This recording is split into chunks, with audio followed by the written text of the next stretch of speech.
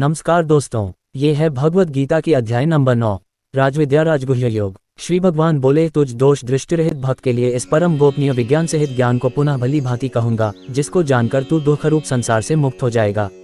यह विज्ञान सहित ज्ञान सब विद्याओं का राजा, सब रहस्यों का राजा, अति पवित्र, अति उत्तम, प्रत्यक्ष फल वाला, धर्मयुक्त साधन करने में बड़ा सुगम और अविनाशी है।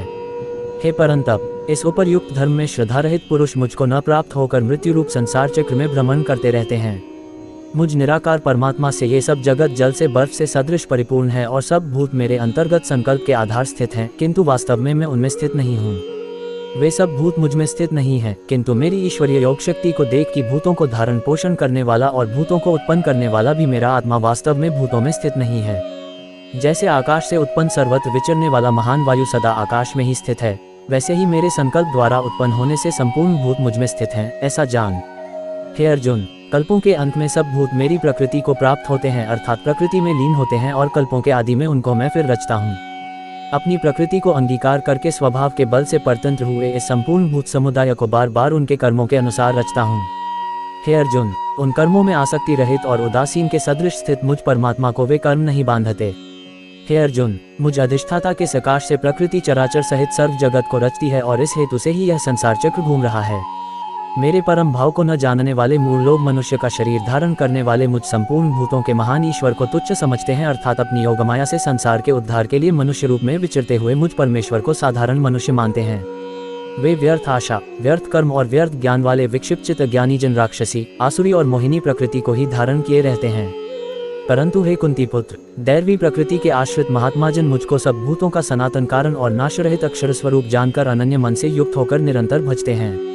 वे दृढ़ निश्चय वाले भक्तजन निरंतर मेरे नाम और गुणों का कीर्तन करते हुए तथा मेरी प्राप्ति के लिए यत्न करते हुए और मुझको बार बार प्रणाम करते हुए सदा मेरे ध्यान में युक्त होकर अनन्य प्रेम से मेरी उपासना करते हैं। दूसरे ज्ञानयोगी मुझ निर्गुण निराकार ब्रह्म का ज्ञान यज्ञ के द्वारा अभिन्न भाव से पूजन करते हुए भी मेरी उपासना करते हैं, और दूसरे मनुष्य बहुत प्रकार से स्थित मुझ विराट स्वरूप परमेश्वर की पृथक भाव से उपासना करते हैं।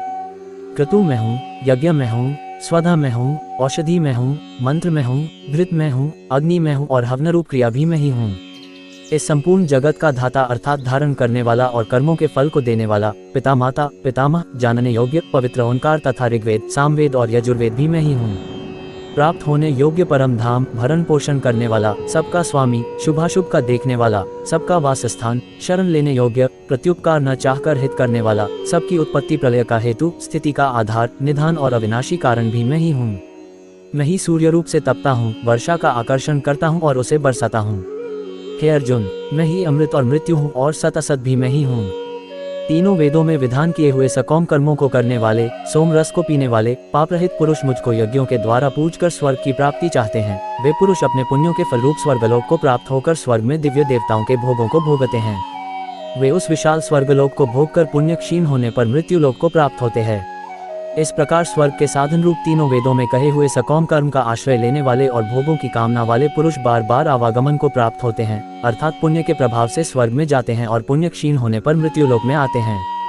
जो अनन्य प्रेम भक्त जन मुझ परमेश्वर को निरंतर चिंतन करते हुए निष्काम भाव से भजते हैं, और नित्य निरंतर मेरा चिंतन करने वाले पुरुषों को योगक्षेम में स्वयं प्राप्त कर देता हूँ। हे अर्जुन, यद्यपि श्रद्धा से युक्त जो सकौम भक्त दूसरे देवताओं को पूजते हैं, वे भी मुझको ही पूजते हैं, किंतु उनका पूजन अविधिपूर्वक अर्थात अज्ञानपूर्वक है। क्योंकि संपूर्ण यज्ञों का भोक्ता और स्वामी मैं ही हूँ, परंतु वे मुझ परमेश्वर को तत्व से नहीं जानते, इसी से गिरते हैं अर्थात पुनर्जन्म को प्राप्त होते हैं। देवताओं को पूजने वाले देवताओं को प्राप्त होते हैं, पितरों को पूजने वाले पितरों को प्राप्त होते हैं, भूतों को पूजने वाले भूतों को प्राप्त होते हैं, और मेरा पूजन करने वाले भक्त मुझको प्राप्त होते हैं। इसलिए मेरे भक्तों का पुनर्जन्म नहीं होता। जो कोई भक्त मेरे लिए प्रेम से पत्र, पुष्प, फल, जल आदि अर्पण करता है, उस शुद्ध बुद्धि निष्काम प्रेमी भक्त का प्रेम पूर्वक अर्पण किया हुआ वह पत्र पुष्पादि में से गुण रूप से प्रकट होकर प्रीति से हित खाता हूँ। हे अर्जुन, तू जो कर्म करता है, जो खाता है, जो हवन करता है, जो दान देता है और जो तप करता है, वह सब मुझे अर्पण कर। इस प्रकार जिसमें समस्त कर्म मुझ भगवान के अर्पण होते हैं, ऐसे संन्यास योग से युक्त चित्त वाला तू शुभाशुभ फल रूप कर्म बंधन से मुक्त हो जाएगा और उनसे मुक्त होकर मुझको ही प्राप्त होगा। मैं सब भूतों में संभाव से व्यापक हूँ। न कोई मेरा अप्रिय है और न प्रिय है, परंतु जो भक्त मुझको प्रेम से भजते हैं वे मुझ में हैं और मैं भी उनमें प्रत्यक्ष प्रकट हूँ। यदि कोई अतिशय दुराचारी भी अनन्य भाव से मेरा भक्त होकर मुझे भजता है तो वह साधु ही मानने योग्य है, क्योंकि वह यथार्थ निश्चय वाला है, अर्थात उसने भली भांति निश्चय कर लिया है कि परमेश्वर के भजन के समान अन्य कुछ भी नहीं है। वह शीघ्र ही धर्मात्मा हो जाता है और सदा रहने वाली परम शांति को प्राप्त होता है।